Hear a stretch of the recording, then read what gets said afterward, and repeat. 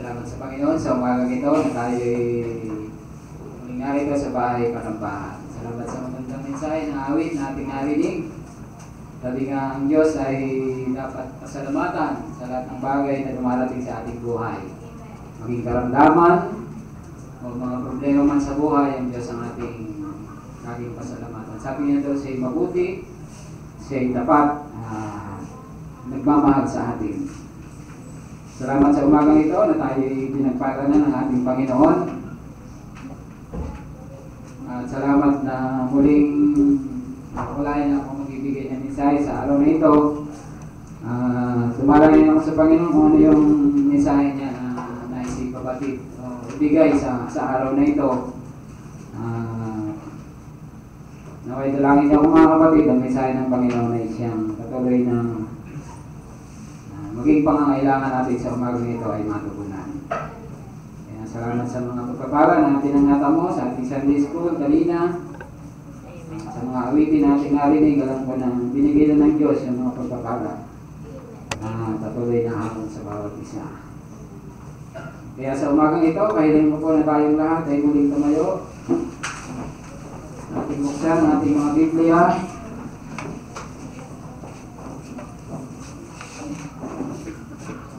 Dito po sa mga awit, 122,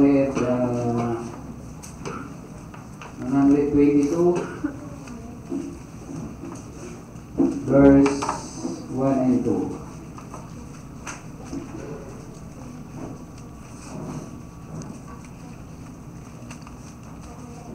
Ito natin, sabi niya rito sa 122 verse 1 ng mga awit.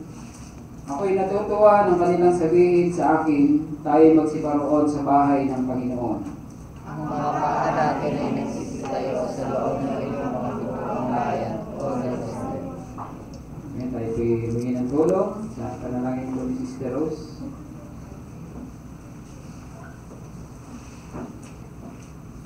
My Diyos, bless mo po yung mga versikulo na siya. Pagbabatayan ng aming pag-aaralan sa umagang ito. Gamitin mo po ang iyong alipin yamang ikaw, Panginoong Diyos, ang kanyang pinagtitiwalaan. Alam namin, Panginoon, na kanyang oras ay kanya rin inilalaan para sa inyo naway. Ano man po yung kanyang limitasyon, alam namin, walang limitasyon ang iyong magagawa sa amin. Sa pamamagitan niya, Ama, ay magpapahayag ka sa aming dalagitnaan. Gamitin mo siya, Panginoon. Sa amin, Panginoon, naway bigyan ulit po kami ng puso, laging tumatanggap ng iyong mga aral at saway sa amin. Salamat, Ama, sa katugunan, sa ngalan ng aming Panginoon Jesus.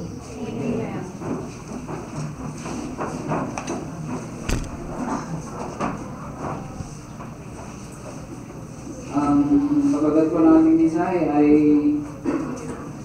why go to church service? Sabi niya, why do you come to the church? Bakit ba tayo pumupunta sa bahay ng Panginoon? Gandang makita na kami pamilya na nagdadrayo sa bahay ng Panginoon. At salamat na makabuti ng Panginoon sa ating buhay. Sa isang linggong nakalipyas, alam natin na ang Diyos ay naging mabuti sa atin. Salamat sa ating Sunday School kanina na naralan tayo patungkol sa pananampalataya. Sabi nga ay napakabilis ng panahon. Isang araw na lang ay patapos na uli ang August at tayo narating na muli sa September. Pagsabing girl na, madali na August yung within December na. Malapit na uli yung ating convention. Salamat sa Panginoon. Sabi ngayon napakalipas, napakabilis lumipas ng mga panganahon. At hindi natin alam ang bawat umaga kung may darating pa sa ating buhay. No? Ano natin ang mundong ito ay hindi natin alam kung hanggang kailan magpapatuloy. At isang ating iniisip na napakaganda na lahat tayo ay maging maging malapit sa ating Panginoon. Sapagkat sabi nga, ang mundo ay magwawakas, ang mundo ay matatapos, at ito ay hindi magpapatuloy. Maaaring magpatuloy ito, maaaring wala na tayo, pero may hangganan ng sanlibutan. At kung ating isipin, ang takbo ng ating mundo sa ngayon ay parang hindi na maganda. Kung tayo nakikinig ng balita o maaaring nanonood, kahit sa Facebook, may mga balita na rin, minsan nating nakikita, nating nababasa, na ang mundo ay pasama na ng pasama. No? Kita natin ang buhay ng mga tao, yung wala sa ating Panginoon, na marami silang mga komento sa mga nangyayari sa buhay sa panahong kasalukuyan. At marami silang mga kahilingan. Dapat si ganito maparusahan, dapat si ganito ay makulong, ganyan. Dapat sa kanya mamatay na. Yan yung mga komento ng mga tao, di ba? Ating mababasa. At yung puso, kung paano nakita ng Panginoon yung puso ng mga tao noon, na pawang masasama na, ay parang nakikita din natin sa panahon ngayon. Di ba? Yung pag-iisip nila ay puro masama na lang parati. At minsan, mga kahilingan nila ay minsan nangyayari, pinapahintulutan ng Panginoon. Di ba? Na mangyari ng isang masama sa isang tao, sapagkat nais din ipakita ng Diyos na kontrol niya yung lahat ng bagay. Kaya sa ating mga Kristiyano, sa umagang ito, kailangan natin ang ating Panginoon. Kailangan natin yung kanyang tulong sa ating buhay, sapagkat kung wala yung tulong ng Panginoon, ay hindi tayo makapagtatagumpay. Kaya hindi natin alam kung paano natin naharapin ang ating buhay na wala ang ating Panginoon. Kaya sa umagang ito, napakaganda na narito tayo sa bahay, sambahan ng ating Panginoon. Itong House of God, o ang bahay ng ating Panginoon, dati sa lumang tipan, ang Diyos ay tumitira sa templo ginawa ni Solomon. Ang ating Panginoon ay dumuon, di ba? Pangako ng Panginoon yun eh. Na siya doon at ng kanyang presensya ay nasa bahay na tinayo ni Solomon. Pero sa ating kapanahonan, ang bahay ng Panginoon ay hindi na literal na doon tatahan ng Panginoon. Gaya ng ginawa na bahay ni Solomon na doon tumira ang Panginoon ng kanyang presensya. Pero sa ating kapanahonan, ang bahay o ang dwelling place ng ating Panginoon ay tayo. Tayong tao. Kaya kung sino man tumanggap sa ating Panginoon, sa umagang ito ay siya ay tahanan ng ating Panginoon. Kaya dito sa ating lugar ng panambahan, dito sa building na ito, ito yung lugar nating pinagtitipunan para sambahin o i-worship ang ating Panginoon, pasalamatan siya. At dito tayo nagtatamo ng labis na kagalakan sa ating buhay. Pagkat yung isang linggo nakalipas, trabaho, di ba? Pag-aaral. Puro sa mga material na bagay, minsan ang ating ginagawa. At merong isang araw na itinakda ang Panginoon sa kanyang mga anak na magkatipon at magsama-sama upang siya ay ating sambahin. Sambahin siya sa Espiritu at katotohanan. Kaya dito sa ating teksto na ating binasa, sabi ni Haring David, ako'y natutuwa ng kanilang sabihin sa akin, tayo magsiparoon sa bahay ng Panginoon. Yun ba yung ating nararamdaman na makita ang bawat isa na narito sa bahay ng Panginoon? Amen. At ito ay isang pagpapala sa atin na tayo ay narito sa bahay ng ating Panginoon. At ating makita na may mga patuturo tayo na ang kaaway ay humahad lang minsan pag tayo dadalo sa gawain ay minsan meron siyang mga ginagawa. Basta masama yung ating pakiramdam, o hindi natin kayang magbiyahe dahil may sakit tayo, hindi natin kayang pumunta dahil mainit. Pero pag tayo'y pumunta sa gawain, ang nararanasan ng kalimitan ay sila'y lumalakas, hindi sila humihina. At yun ang kalimitan nating maririnig sa mga anak ng Diyos, na kung mayroong mga hadlang sa pagpunta sa mga gawain, ay kung sila'y magtagumpay at sila'y pumunta, hindi nila na mararamdaman yung kanilang nararamdaman dati na sila'y mahina, o yung karamdaman nila. At ito'y nawawala, di ba?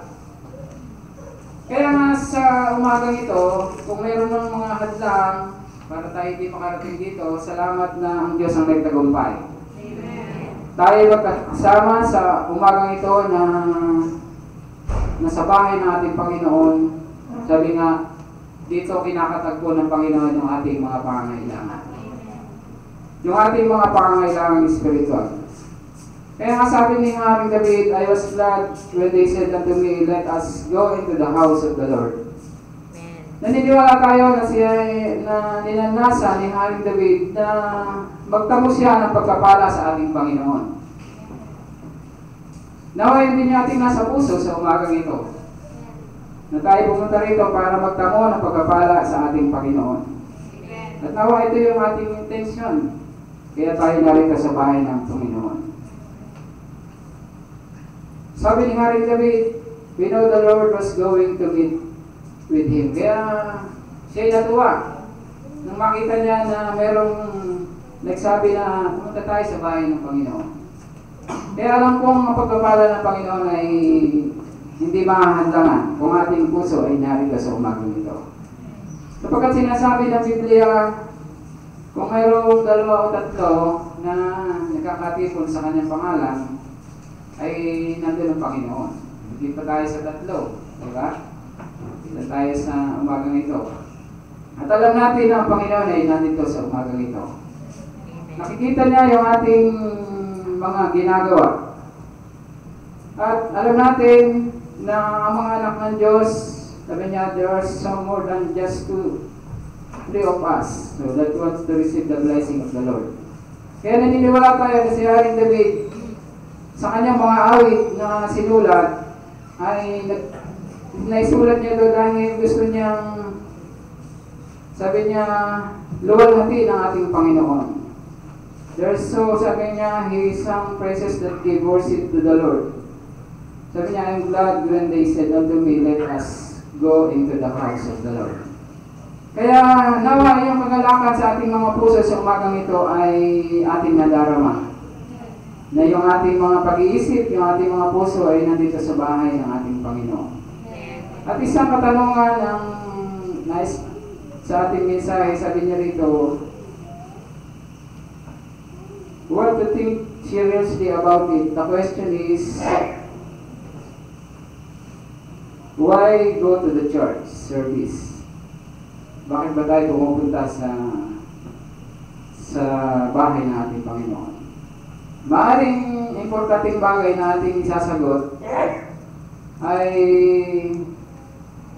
dahil sa aking pamilya. Mahalaga yung aking pamilya, kaya nais kong pumunta sa bahay ng ating Panginoon.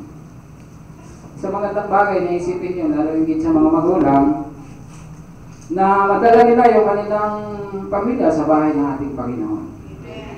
Sapagkat marami mga pamilya ngayon o mga magulang na hindi man lang nila iniisip na dalhin ang kanilang mga mahal sa buhay sa bahay ng ating Panginoon. Isang importanteng bagay na yun. Pero higit na mahalaga, kaya pumupunta tayo sa bahay ng Panginoon, is our salvation. Yung ating kaligtasan, o yung ating mga kaluluwa. Kaya tayo narito sa bahay ng ating Panginoon dahil nais nating mapanatili yung kaligtasan ng ating tinanggap sa ating Panginoon. Amen. Sapagkat yung kaligtasan siya mahalaga. Yung ating mga kaluluwa ay mahalaga sa harapan ng ating Panginoon. Sapagkat yung kaluluwa na yan, yung magbibigay sulit sa harapan ng ating Panginoon. Yung ating kaluluwa kailangan ding mapakain. We need to cater our soul. Kung paano yung ating mga physical na katawan, paano natin pinapaliguan, no? Pagising natin sa umaga, umarap tayo sa salamin, malis yung ating yung sore eyes, palis na laway, di ba? Nalagaan natin yung ating mga sarili. At maaga tayong kumakain, di ba? Ang ating katawan na ito, talagang ayaw nating pabayaan. Pero mas mahalaga, yung ating kaluluwa sa umagang ito, kailangan mapakain din ng salita ng Panginoon. Kaya narito tayo sa bahay ng ating Panginoon, na mapakain ng ating mga kaluluwa. Kaya kailangan natin ingatan din ang kaluluwang ito na ibinigay ng Panginoon upang sa kanyang pagbabalik ay makasama niya tayo. Salamat na mayroong iglesia ng Diyos dito sa Katarungan na dito tayo pinipipon ng Panginoon para maalagaan ang ating mga kaluluwa. Kaya isang importanteng bagay ang kanyang mga salita na ating dapat marinig sa kanyang pagbabalik ay yung well done, do good and faithful servant. Ito yung ating inanasan na sa pagbabalik ng Panginoon ay makasama tayo sa kanyang inihandang kaharian o sa kanyang inihandang tahanan para sa atin. Kaya sa umagang ito, ano ba yung church? What is church for? Saan ba ginagamit yung church? Sapagkat yun ang ating katanungan, bakit tayo narito sa bahay ng ating Panginoon? Di ba marami mga establishment, gaya ng grocery. Bakit ba tayo pumunta sa grocery? Anong gagawin natin doon? Bibig tayo. Hindi naman tayo pupunta doon para maglaro tayo ng basketball doon o doon tayo mag-bonfire. Ang grocery store is para doon mo mabili yung pangailangan mo sa bahay. Di ba? So yun ang purpose ng grocery. Ano ba? Sa purpose mo sa isang lugar, pupunta ka, ano yung makukuha mo doon. Di ba? Alam na natin kung ano yung ating makukuha pag pumunta tayo sa isang lugar na yon. Kaya, maraming mga tao ang pumupunta sa mga simbahan, pero hindi nila alam kung ano yung kanilang makukuha doon sa simbahan o sa bahay ng ating Panginoon. At ating makita yung dapat na hindi makita sa lugar ng bahay ng Diyos, ating makikita sa mga ibang panambahan kung ano yung worldly sa labas ay nandun na rin sa loob ng bahay ng ating Panginoon. Diba? Kung doon sa grocery store, makita mo doon, meron doon nag-bonfire, di ba? Hindi maganda, di ba? So, ganun din sa bahay ng Panginoon, na kung makita natin na sa loob ng panambahan ay may mga kaimbang bagay na ginagawa, maaaring ang Panginoon ay mawawala doon. O hindi mo madadama ang presensya ng ating Panginoon. Sapagkat ang mundo ngayon napaka-worldly na eh. Makita natin. Maging yung kanilang pagsamba ay worldly. No? Sa kanilang mga sistema ng pagpuri sa Panginoon, ipinasok na nila yung worldliness. Kaya sa lamat sa ating Panginoon, narito ka sa bahay ng ating Panginoon. Ano mang bagay na hindi nais na makikita ng Panginoon ay hindi natin dinadala dito. Diba? Kung pupunta tayo dito sa panambahan, magdadala tayo ng isang bagay na hindi mapapakain yung ating kaluluwa. Diba? May dala kang tablet, hindi naman pala magagamit sa gawain ng Panginoon, dila mo rito. Tapos, dito rin, maglalaro ka. Ganda yung computer natin, di ba? Yung ating mga laptop, nagagamit natin sa gawain natin Panginoon, makapanood yung makita yung gawain ng Panginoon dito sa Katarungan. At alam natin na napaka-high-tech na ng mundo ngayon. Kaya the question is, I asked to you earlier, sabi, why we go to the church? Sabi niya dito sa 1 Peter chapter 4, verse 1 to 4, Sabi niya rito, unang Pedro chapter 1 verse 4. Kung paano nga si Kristo ay nagpata sa laman, ay magsandata rin naman kayo ng gayong pag-iisip, sapagkat siya na nagbata sa laman ay nagpapatigil sa kasalanan, upang huwag na kayo mga buhay sa laman na inyong nalalaging panahon ng mga masamang pita ng mga tao, kundi sa kalooban ng Diyos. Sapagkat sapat na ang mga nakaraang panahon upang gawin ang hangad ng mga hintil na lumakad sa kalibugan, sa mga masasamang pita, sa mga paglalasing, sa mga kalayawan, sa mga kayamuan, at sa kasuklam-suklam na pagsamba sa mga Diyos-Diyosan. Ikinahanganga nga nila ang mga bagay na ito na kayo'y hindi nakikitakbong kasama nila sa ngayong pagpapakalabis na kaguluhan, kung kaya't kayo'y pinagsasalitaan ng masama. Ito yung ating dating buhay. Nung wala tayo sa ating Panginoon, nakikita natin kung ano yung sabihin sa atin. Yung ating mga dating kabarkada, yun yung ating ginagawa. Yung mga kaibigan nating hindi ligtas, kung ano yung ginagawa nila, yun yung ating ginagawa. Pero nung nagkaroon tayo ng bagong buhay sa ating Panginoon, ating makikita na dito sa sinasabi sa ating teksto, na yung ating natitirang buhay, yung nananabing panahon ng ating buhay, ay inilalaan natin para sa ating Panginoon. Kaya kasi nagtataka yung mga minsan, yung ating mga kaibigan, na dati yung ating buhay, kasama nila tayo, o chismosa ka dati, o pala kaibigan mo sa mga mahilig sa kalayawan. Ngayon, nung niyayaya ka nila sa kalayawan, nagtataka sila sa'yo ngayon. At minsan sila na rin yung nagpapatotoo sa atin, pagka mayroong hindi tayo kilala, tayo niyayaya. Diba, kung may outing, malapit na yung outing natin eh. Tinanong ng bagong salta sa amin kung nasama daw ako. Pero sinabi ng mga tayo, hindi naman nasama yun sa ganitong mga outing. Sabi niya kasi mayroong collection silang kinukuha. So, minsan sila na rin ang nagpakatotoo sa atin na yung ating dating buhay ay hindi na natin ginagawa. Amen. Kaya kung tayo ay nasa ating Panginoon, kailangan bago na yung ating buhay.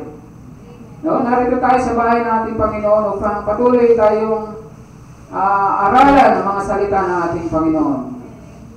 Kaya nga, anumang bagay na hindi dapat makita sa bahay ng ating Panginoon,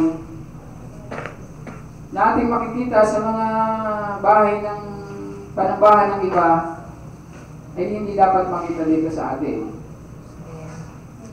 We need to live what the Word of God teaches us.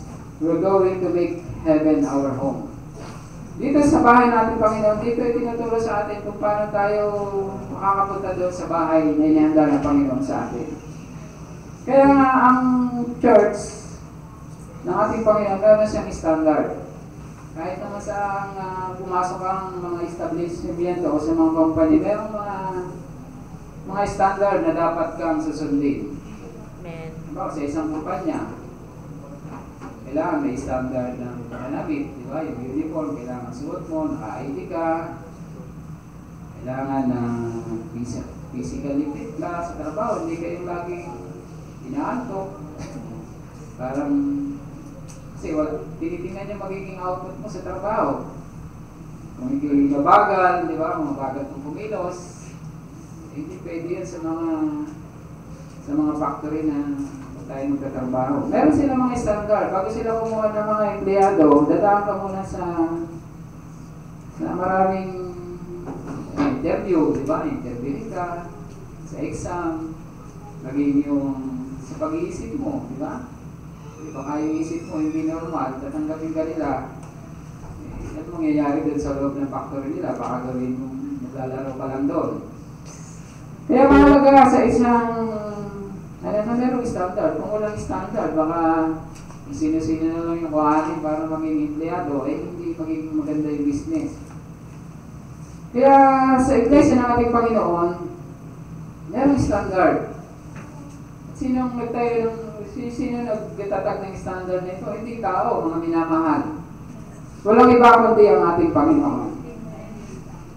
Kaya tayo mga anak ng Diyos, yung standard ng ating Panginoon, we need to live. Kaya ipamuhay natin yung standard ng ating Panginoon. Na hindi lang ito inaral sa atin, yung standard ng ating Panginoon at hindi natin sinusunod. Baka akala mo, nasa iglesia ka pa ng ating Panginoon na hindi na pala. Papasok ko pala, out ka na. Parang sa trabaho, papasok ka, akala mo, empleyado ka pa, hindi na pala. Nangarahin ka na ng gwardiya. Kasi hindi mo sinunod yung standard nila. So, ganun din ang iglesia ng ating Panginoon. Meron siya mga standard na dapat natin sundin sa ating buhay. Amen. Maraming mga standard ng binigay ng Panginoon sa kanyang iglesia. Una-una kong nakita, yung standard ng ating Panginoon sa iglesia ng ating Panginoon, yung pananamit. Diba? Ito yung unang kong nakita nung unang attend namin sa iglesia ng ating Panginoon, yung pananamit. Yung mahabang pananamit, mahabang buhok, walang alahas. Yun ang standard ng ating Panginoon. Pero ating makita, yung standard na yan, hindi natin makita sa ibang panambahan, sa ibang gawain ng ating Panginoon. Yung babae, makita mo yung lupit niya parang lalaki, pero members siya ng church. Makita natin. Yung worldly, pinasok nila sa loob ng kanilang panambahan para makaakit sila. Yun ay standard ng mga tao. Pero sa standard ng ating Panginoon, kailangan natin ipamuhay. Kaya nga sa umagang ito, sabi niya rito, but He wants His body to come under subjection to the Spirit of God so He can be example of Jesus Christ. Kaya kailangan pasakop tayo kung ano yung tinuturo ng Banal na Espiritu dito sa iglesia ng ating Panginoon. Maging masunuri tayo sa pananamit. Ito yung maaaring malimit na nating marinig sa pananamit. Maaaring ayaw ng ibang marinig. Kaya minsan pag may mga bisita tayo, nag-observe sila, meron yung umatid dito, nagsabi na napakabigat naman ang aral ng iglesia ng aral nyo. Yung sabi nga ng kapatid, isang kapatid, di ba may mga hikaw sila, punta rito. So nila yung mga alas nila, akala nila, worthy yung iglesia ng Panginoon. So, forma, kasi akala nila, ganun yung simbahan eh. Kaya makita nila, walang hikaw. Tapos, mga disento yung damit. Yung kasimple, tinanggal nila yung mga hikaw nila. Napansin ba natin yung bisita natin sa San Pablo? Yun ang pagtotoo ni nanay. Na nakita nila yung pangangaral ng iglesia ng ating Panginoon. Mabigat. At pakita natin na mayroong mga bisita sa atin, mga bisita dito, na umatin sa atin, nag-observe sila. At sabi nga ng isang pumunta, marami siyang nalaman, marami siyang nakita. At maganda sana kung maganda yung kanyang nakita, pero hindi naman niya sinabi kung ano yung nakita niya. Maaaring kung positive way natin nakita, kung niya nakita, nating isip, kung positive, maganda. Eh paano kung negative yung kanyang nakita sa kanyang pagdalo, maaaring hindi niya siya babalik, di ba?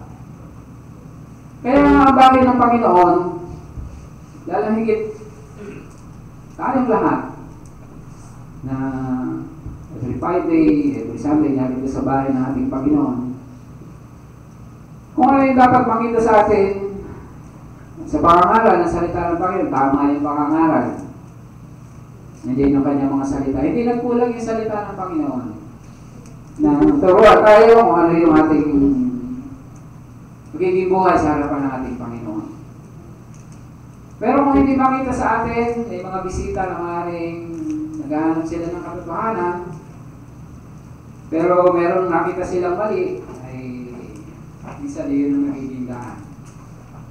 Pero alam naman natin na ang Diyos, minsan pagkumilos sa puso ng isang tao sa kanyang buhay, minsan hindi mo nakikita yung mali, di ba? Kahit naman tayo mali sa iglesia natin, Panginoon, hindi natin tinitingnan yung mali ginagawa ng ating pinuntahan. Ang ating nadarama lagi yung pagkilos ng banal na espiritu sa mga dumadalo, minsan naiyak, sa pakikinig namin ng mensahe ng awitin, naiyak na.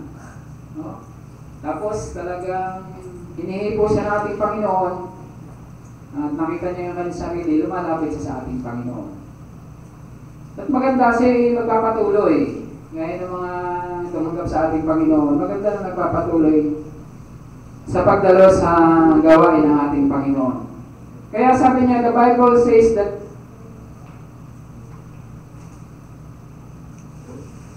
sabi niya rito, they bring into the churches. Kaya makikita natin yung mga makamundong mga gawain, pag pinasok na sa iglesia ng ating Panginoon, ay maaari sabi niya rito, taught about the Antichrist. Yung sasabihin tayo para yung mga Antikristo na gumagawa ng mga attraction sa mga tao sa loob ng simbahan para makaakit sila ng mga miyembro. Kaya sa umagang ito, yung bahay ng Panginoon, ito yung bahay na dito natin kinakatagpo ang ating Panginoon. Kailangan maging seryoso tayo sa ating buhay.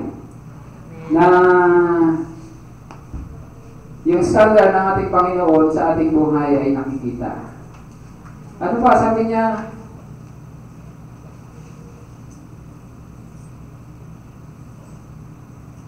sabi pa, nakikita sa ibang bahay natin Panginoon. They are trying to bring down the little bit by making worship casual. One can come for worship in short, in t-shirt, etc. Ito yung makikita natin sa pagsamba ng sanlibutan. Papasok sila sa simbahan, naka-short, naka-t-shirt lang. At makasanlibutan, talagang dinala na nila sa simbahan yung gawain ng pagsamba sa ating Panginoon. Kaya dito sa atin, pag tayo sisimba sa ating Panginoon, kailangan hindi casual yung ating narinig ko nga pagka sinusuot natin pamamalingke, yung ating sinusuot. Eh, ipupunta tayo sa simbahan, mura ang damit sa ukay-ukay. Diba? The same thing pananamit. Kailangan makita sa atin sa pagpunta sa simbahan. No? Hindi mo na kailangan yumaman para magkaroon ka ng long sleeve. Dati, no, kay bago, kung nakapolo lang ako minsan, si simba. Pero kung mura naman pala yung long sleeve, hindi mag long sleeve na lang. Kasi sa Panginoon naman tayo, nagpapapogi, hindi naman sa tao, di ba? Gusto natin ang Diyos ang mabigay ng lugod sa ating buhay eh. Kaya sa ating mga pananamit, makita natin sa worldly worship, makita natin pinasok nila yung kahit anong suot mo, welcome ka dito. Pero sa mga makasalanan, okay lang yun eh, pumasok sila dito. Pero sa mga anak ng Diyos, kailangan makita sa atin talaga yung pagsamba na mayroong kaayusan sa harapan ng ating Panginoon. Mayroong kaayusan, maging sa ating pananamit. Kaya sabi niya, I believe they still need to have aspect of the house of God. Kaya kailangan ito mga minamahal sa ating pagsamba. Dito tayo sa bahay ng ating Panginoon. Kaya hindi magiging normal ang bahay ng ating Panginoon kung makita ang mga bagay na hindi dapat makita sa pagsamba sa ating Panginoon. So anong dapat nating gagawin sa bahay ng ating Panginoon? Anong ating makita? Sabi niya, hearing the word of God. Upang makinig ng mensahe ng ating Panginoon o sa salita ng ating Panginoon. Kaya tayo pumunta rito para makinig. Hindi para punta tayo dito, magkakape, yung iba sa punta sa ibang simbahan, i-entertain sila ng mga ano nila, para babalik sila. O kaya kukuha sila ng mga preacher na magaling magsalita. Paano niya si Pacquiao, sila yung preacher. Ang dami nga atin. Hindi magpipreach siya yung hindi attractive sa kanila. Kaya introduce mo muna yung kanyang buhay. Siya ay tapos ng doctorate. Ganyan yung pagsanba sa sanlibutan. Pero dito, ang salita ng Panginoon, pinapangaral sa likuran ng pulpito para ang mga tao ay may lapit sa ating Panginoon. Hindi may lapit sa mga tao, may lapit na maging miyembro. Kasi kung ating marinig ang salita ng Panginoon, kung tayo pa hindi ligtas sa umaga ito, marinig mo yung kaligtasan mula sa kasalanan. Dito lang ipinapangaral sa iglesia ng ating Panginoon. Kaya kailangan madama mo yung pagkilos ng banal na espiritu, conviction. Kung wala yung mga bagay na yon, malabo tayong lumapit sa ating Panginoon. Ang mga tao lumalapit lang sa ating Panginoon dahil sa pakinyabang. Yan sa mga worldly na pagsamba, pag in-invite mo, punta kayo doon, maraming pagkain. May namating sa ganito, maraming dalang regalo. Mga tao pupunta. Mga pandaraya na maraming nangangaral na salita ng Panginoon. Pero dito sa iglesia ng ating Panginoon, dito mo maririnig ang salita ng Panginoon na puro walang bawas. Sapagkat yun ang sabi ng ating Panginoon. Kaya kung hindi ka pa nakaranas sa tunay na kaligtasan mula sa kasalanan, pwede mong lapitan ng Panginoon sa umagang ito. Kailangan mo madama yung conviction na yung puso, hindi yung lalapit ka sa Panginoon, parang tumatawa ka pa.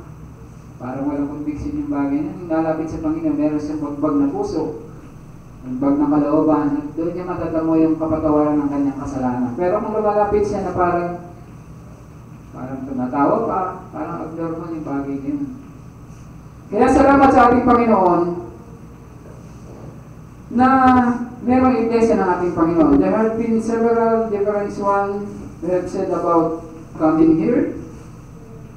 Yung ating binanggit ko kanina na nag-observe sila sa bahay ng ating Panginoon kung ano yung kanilang ipinapangaral. Kaya sa pangaral na salita ng Panginoon, minsan hindi lang basta mangangaral ka ng salita ng Panginoon na hindi mo alam kung ano yung ipapangaral mo. Kailangan, kung may mga bisita, kailangan yung madama nila yung kanilang pangangailangan sa harapan ng ating Panginoon.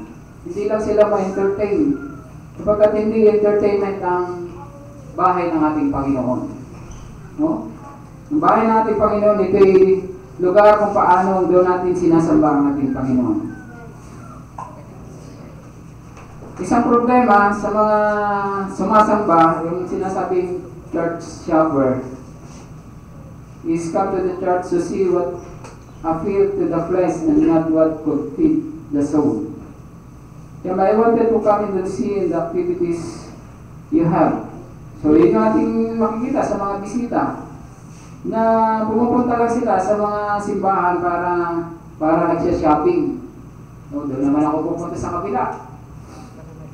Sa iba naman ako dadalo. Baka doon merong mga nagbibigay yung mga natin sa ibang simbahan. Para nagsya-shopping sila, no? Nagbibigay ng damit. Pero sa iglesia ng ating Panginoon, hindi yun yung ating gawain. Kaya kukunti man tayo sa umagang ito, ilan lang tayo sumasamba sa ating Panginoon, dito lang natin pinapakain yung ating mga kaluluwa. Hindi tayo tumitingin sa mga material na bagay, kundi yung kahalagahan ng ating kaluluwa sa harapan ng ating Panginoon na mapakain ito. Ating makita dito sa Matthew chapter 21 verse 12. Sabi ng Panginoon, Matthew 21 verse 12 at 3. At pumasok si Jesus sa templo ng Diyos at itinaboy niya ang lahat ng namimili sa templo at kinulo niya ang mga tulang at namamalit na salapit at ang mga upuan ng mga nagbibili ng mga kalapati. At sinabi niya sa kanila, nasusulat ang aking bahay at tatawaging bahay ng panalangin dapat ginawa ninyo yung ib ng mga tulisan. So noon pa man nakita na natin yung mga lugar na panambahan ay ginagawa nilang tawag dito, bahay pamilihan. Kaya hindi advertisement yung bahay ng ating Panginoon. Ayon ng Panginoon, na iglesia ng Panginoon ay mabahira ng mga bagay na gagawin sa mga material na bagay. Papasalamat tayo sa Panginoon, na iglesia natin, Panginoon, na dito tayo tinawag ng Panginoon mula sa buhay makasalanan. Dito tayo naligtas. At hindi sa pamamagitan ng mga gawa ng mundo, mga gawang makamundong bagay, dahil tayo ay nakalapit sa ating Panginoon. This building could be used only for the things of God. It must not be used for worldly entertainment or attraction. Kaya yung bahay ng Panginoon, ito ay parang isang sacrifice, o ito ay inihandog natin sa Panginoon para magamit sa kanyang gawain. Hindi para sa mga bagay na makamundong mga gawain. Kaya dito natin maririnig ang salita ng ating Panginoon. Sabi pa niya, attentive to the Word of God. Kung ating babalikan ang Old Testament, ito sa Nehemiah chapter 8, verse 1 and 3. At ang buong bayan ay nagpipisan na parang isang lalaki sa luwal ng dako na nasa harap ng pintong bayan ng tubig. At sila ay nagsasalita kay Esdras na nakalihim kung dalhin ang aklat ng kautusan ni Moises na iniutos ng Panginoon sa Israel. At tinala ni Esdras na saserdote ang aklat ng kautusan sa harap ng kapisanan ng mga lalaki at mga babae at ang lahat ng nakadidinig ng may kaalaman ng unang araw ng ikapitong buwan. At binasa ni Aaron sa harap ng luwal na dako na nasa harap ng pintong bayan ng tubig mula sa madaling araw hanggang sa katanghaliang tapat sa harapan ng mga lalaki at mga babae at ang nakaalam at mga makinig ng buong bayan ay nakikinig sa aklat ng kautusan. O makita natin dito mula madaling araw hanggang sa katanghaliang tapat na pinabasa ang salita ng Panginoon, sila ay nagiging attentive. No?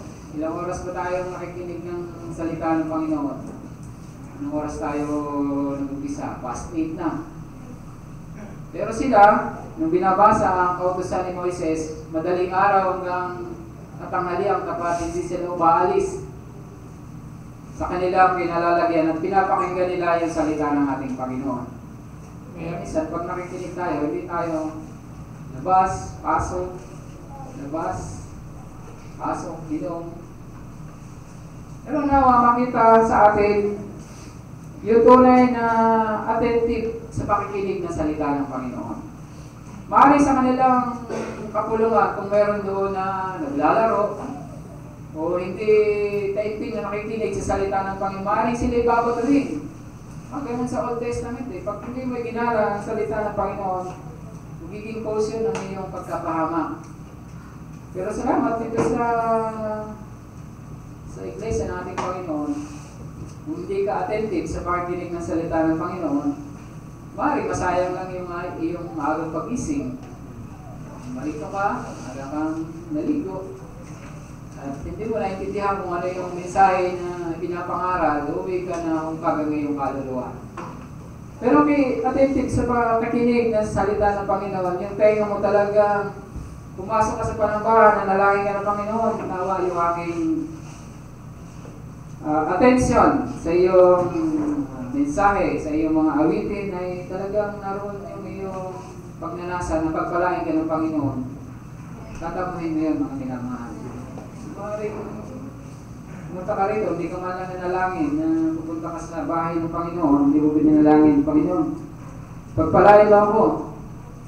Hindi ka pagpapalain ng Panginoon pagka hindi ka humihingi na pagpapalain ka. Pinagpala na yung iba, ikaw ay hindi pa. Kaya una pa lang sa mga awitin pala, alam natin na pinagpapala na tayo ng Panginoon pagka yun yung ating kahilingan sa Kanya. Sa mga awitin pa lang, nadarama na natin yung presensya natin Panginoon. Minsan naluluhan na tayo, awitin pa lang. Kaya napakabuti ng ating Panginoon. Kailangan maging attentive tayo sa lahat ng ating ginagawa sa harapan o sa harapan ng ating Panginoon. Sapagkat ginagawa natin ito, sabi niya, gawin niyo ang lahat ninyong ginagawa sa ikalululhati ng ating Panginoon. Kaya pag nakaupo ka, umupo ng maayos, kung inaanto ka, isingin mo yung iyong sarili. Hindi ka naman siguro pang gabi. Ha? Pero yung ilang oras na pakikinig sa salita ng Panginoon, hindi naman siya umabot ng katanghaliang tapat. Isang saglit lang ng salita ng ating Panginoon. Nawa yun yung ating maging ugali sa umagang ito sa bahay ng ating Panginoon. Kapasalamat tayo na mayroong Biblia. Noong unang panahon, ang Biblia ay hindi accessible sa mga tao. Maaaring may mga some pages na sineserox nila o sa Saudi, ganyan yung ginagawa nila eh. Sineserox para magkaroon ka ng kopya ng salita ng Panginoon para yung mabasa. Pero sa ating kapanahonan, sa panahon ngayon, hindi na tayo papasukin ng yung bubulihin tayo, nag-worship tayo sa Panginoon. Magiging banta sa ating buhay pag tayo nag-worship sa Panginoon. Sa Saudi, naging banta sa kanilang buhay ang gawain ng ating Panginoon. Kaya maraming napauwi. Pero dito sa atin, wala nang banta sa ating buhay para malaman yung salita ng ating Panginoon. Kaya yung pagiging attentive sa pakikinig ng mensahe ng ating Panginoon, kailangan hindi maagaw na mga bagay ng makamundo. Maaaring isipin natin, maglalaba pa ako mamaya. Meron pa akong pasok mamaya. Pag miniisip natin, pagpasok sa ating panambahan, kailangan mawala na yung mga bagay na yun. Kundi ating nasa isip, ay pagpalain tayo ng ating Panginoon. Kaya sa umagang ito, tulungan tayo ng Panginoon na yung kanyang mga salita ay lagi tayo maging attentive sa pakikinig. Siya po yan, desiring the Word of God. Sabi pa niya rito sa 8:5-6, sabi niya, at binuksan ni Ezra ang aklat sa paningin ng buong bayan sapagkat siya'y nasa mataas ng buong bayan nang kanyang buksan ang buong bayan ay tumayo. At si Ezra ay pumuli sa Panginoon na dakilang Diyos at ang buong bayan ay sumagot, sinawa na may pagkataas ng kanilang mga kamay at kanilang niyakod ang kanilang mga ulo at nagsisamba sa Panginoon ng kanilang mga mukhay nakatungo sa lupa. Makita natin sa ating binasang ito, yung paggalang nila sa salita ng ating Panginoon. No? Pag narinig nila yung salita ng Panginoon, lumatayo sila, nag-i-amen sila, siyanawa, Panginoon. Yung makita natin yung kanilang ginagawa. At sila yumuyukot sa lupa na mayroong paggalang. No, yun yung ating pagnanasa sa salita ng ating Panginoon na ating napapakinggan. Dito pa sa Nehemiah 8:13 at saka 18, sinabi niya rito, at nang ikalawang araw ay nagpipisa ng mga pangulo ng mga sambahayan ng mga magulang ng buong bayan ng mga saserdote at mga Levita kay Ezra na kalihim upang makinig sa mga salita ng kautusan at kanilang asumpungang nakasulat sa kautusan ng kung paano inutos ng Panginoon sa pamamagitan ni Moises na mga anak ng Israel ay nagsitahan sa mga balag sa kapisanan ng ikapitong araw. Kung babasahin natin yung bagay na ito, naging treasure sa kanila na malaman kung ano yung pinag-uutos ng Panginoon sa kanila. Kaya sa ating kapanahonan,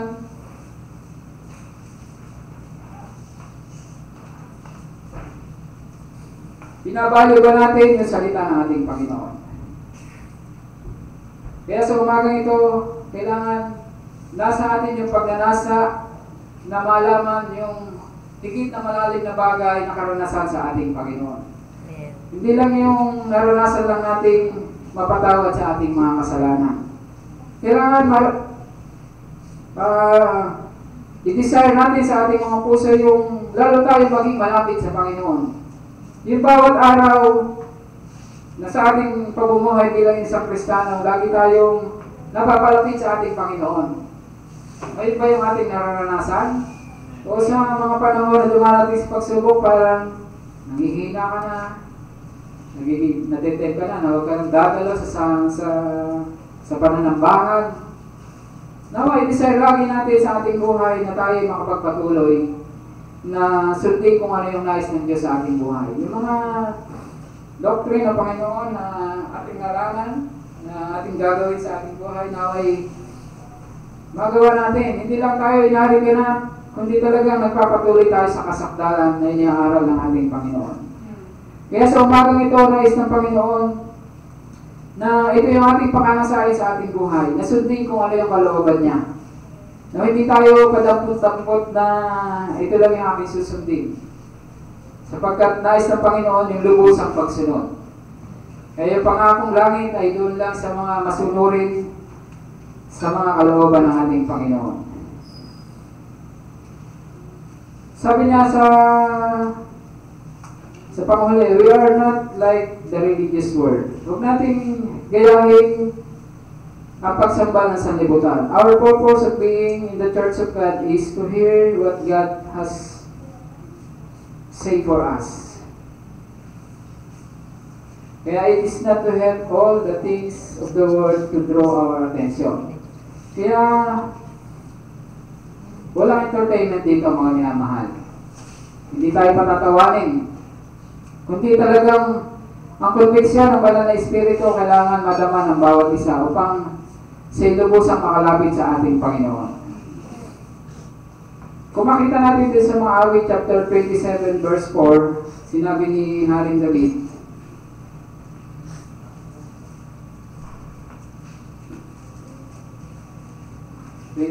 verse 4.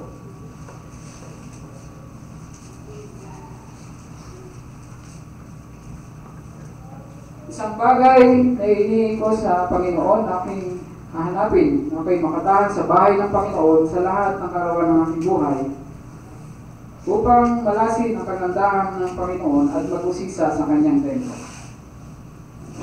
Nawa ito yung ating pinupunta dito sa bahay ng ating Panginoon. Mag-usisa sa bahay ng ating Panginoon at makita yung kagandahan na pangangaral ng iglesia ng ating Panginoon.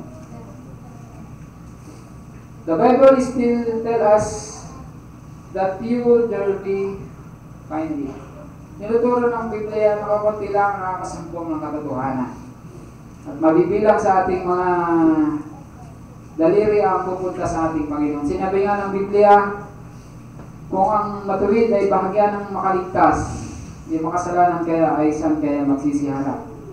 Kaya kukunti lang ang papasok sa kaharian ng Diyos na hindi nagiging masuluri sa kanyang kalooban. Alam niyo, nung mangaral ang ating Panginoon, nang siya'y narito pa sa lupa, yung 5,000 na lalaki at babaeng nakinig sa kanya nung pinakain niya ng tinapay. Tinuruan sila sa salita ng Panginoon at sila'y sumusunod sa kanya dahil sa pagkain.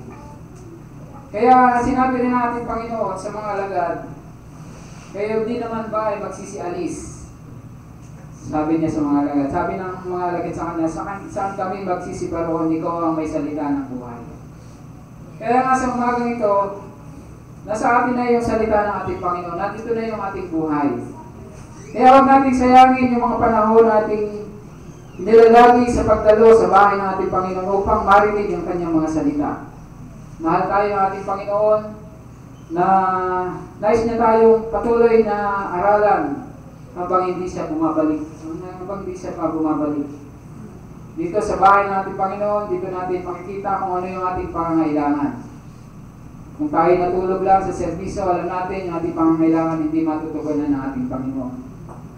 Kung ano yung ating mga pagkukulang sa ating Panginoon, ipapakita niya sa atin. Sapagkat ayaw ng Panginoon na yung kulang sa atin ay hindi mapa sa atin. Kaya sino mang anak na humingi sa kanyang ama, sabi niya sa Biblia, bagaman tayo nasasama, pag humingi yung ating mga anak, ibibigay natin. Humingi ng pagkain, ibibigay natin ahas. Sabi ng Panginoon, bagaman kayo nasasama, nagbibigay ng mabuting bagay sa inyong mga anak, gano'n pa kaya yung ama sa langit. Sa umagang ito, hindi pagkakaloob kung ano yung ating pangangailangan sa ating Panginoon. Kung pangangailangan mo yung lubos kang mapalapit sa ating Panginoon, ibibigay niya ito mga minamahal. Kung hindi nanghihina, palalakisin ka ng ating Panginoon. Kung kailangan ng mga kaligtasan, ibibigay yan ng ating Panginoon. Kung karamdaman man, nais mong gumaling, ibibigay yan ng ating Panginoon. Kung nais mong kapagpatuloy sa kabila ng mga pagsubok sa buhay, yun ang iyong kahilingan sa Panginoon, ibibigay niya sa umagang ito. Sapagkat ang altar ng ating Panginoon ay laging bukas na mayroong mga pangangailangan. lamang tayo ng pakababa sa harapan ng ating Panginoon. At kilalanin natin yung ating sarili sa kanyang harapan. No? Huwag tayo maging plastic sa harapan ng ating Panginoon. Kailangan maging totoo tayo hanggang sa huling panahon ng ating buhay, maging totoo tayo sa ating Panginoon. Sapagkat kung tayo hindi naging tapat sa ating sarili, paano ang Diyos magiging tapat sa atin? Walang dadaya sa kanyang sarili, kundi yung kanyang sarili mismo. Masalamat sa ating Panginoon. Ayon ng Panginoon na ang bawat isa na nasa loob ng bahay ng kanyang panambahan ay hindi mapagpala at tugunin yung kanyang pangangailangan sa umagang ito. Kaya yun yung isa ng ating Panginoon sa atin. Na tayong lahat ay pagpalain ng Panginoon. Habang tayo nabubuhay, alam natin yung kanyang pangako, hindi niya tayo iiwan, hindi niya tayo pababayaan. Kalong natin ay pangako ng Diyos ay hindi nagbabago. Kaya naway yun ang desire sa ating mga puso, na sa ating pagsamba at pagpuri, pagpunta sa panambahan ng ating Panginoon ng Diyos, ang siyang maluluwa natin. Siya yung ating magbibigyan ng lugod, siya yung masisiyahan sa lahat ng ating ginagawa. At hindi tayo gumagawa dahil napipilitan lang tayo, ginagawa natin dahil ito yung ating matungkulan, kundi talaga nasa ating puso na ginagawa natin ito dahil mahal natin ang ating Panginoon. Hindi natin nasabihin, ginawa ko ito dahil kailangan. Hindi talaga ginawa natin dahil mahal natin ang ating Panginoon. Hindi tayo pinipilit ng Panginoon na paglingkuran siya, kundi naway pag-ibig sa ating Panginoon na siya nating madama, na siya ating paglingkuran sa ating buhay sapagkat hindi kailanman siya nagkulang sa atin. At ang ating pangangailangan ibinibigay ng Panginoon. Yung kanyang proteksyon sa araw-araw ng ating buhay nandiyan ng Panginoon. Iniingatan niya tayo. At patuloy na yung ating pangangailangan sa ating buhay, lalo higit sa ating buhay spiritual ay hindi pinagkakait ng Diyos. Kaya nga sa umagang ito, dito sa bahay ng ating Panginoon, dito natin katagpuin ang ating Panginoon sa lahat ng ating pangangailangan. Hindi man dito, hindi sa lugar na kung kailan hinihipo tayo ng ating Panginoon at kumikilos siya sa ating mga puso, doon natin lalapitan ng Panginoon. Kaya mga kabataan, nawa sa lahat ng pagkakataon na tayo ay pupunta sa mga gawain ng Panginoon, makita yung sincere sa ating mga puso. No? Na tayo magiging pagpapala, lalo higit yung ating pupuntahan ay hindi hindi pa Kristiyano, at makita sa atin yung para bagang wala sigla sa atin, pumunta tayo sa gawain, wala sigla, inaantok. Kaya anong madadama nila, mga pagpapala. Kaya sa lahat ng ating mga serbisyo, sa gawain natin Panginoon, pakita natin yung sigla. Pakita natin yung kagalakan na tayo gumagawa sa ubasan ng ating Panginoon at hindi tayo napipilitan. Kaya yung mensahe ng Panginoon na hindi magkulang sa bawat isa sa atin. Kung ano man ang pagkukulang, yan yung lingkod ng Diyos ang siyang magpuno sa bawat isa sa atin. Kaya ang bahay ng Panginoon, kapasalamat tayo na meron dito sa Katalungan na nagbibigay ng hamon at pagpapala sa bawat isa. Ito yung mensahe ng Diyos na naipabot sa atin sa umagang ito. Tawagin po natin.